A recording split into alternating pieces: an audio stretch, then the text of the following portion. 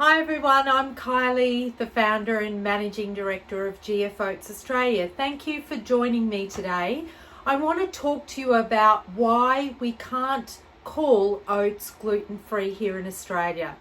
So if we go back a little while, in 2007 I realised or was made aware that oats became certified gluten-free in America. I reached out to a family in Northern America called the Smith family, who were a family who were suffering from celiac disease, who started the project to show people that oats in their natural form were actually gluten-free and that they were contaminated through the supply chain. Well, in 2009, I finally bought in one pallet after multiple requests from customers. Now, it took me 12 months to sell that pallet, and today we are on track to sell nearly 200 tonnes here in Australia. However, we still can't call it gluten-free. And the reason is that Australia did their own studies, found that oats had gluten in them. However, they did not realise themselves that oats were actually contaminated through that supply chain.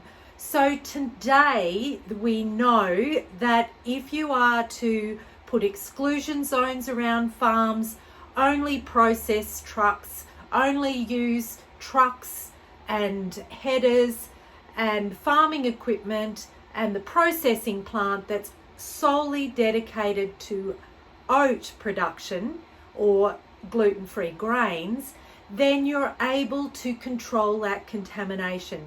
Now, of course, if you have celiac disease, a lot of you can have the oats, but you do need to conduct an oat study. So please reach out to your local or state celiac societies and get some more details about that protocol to see whether you can actually have the oats.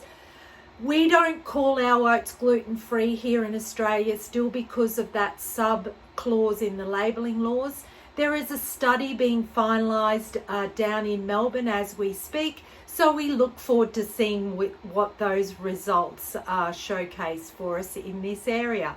But until then, we call our oats gluten-friendly, so those who are gluten intolerant or sensitive know that these are the oats you can trust.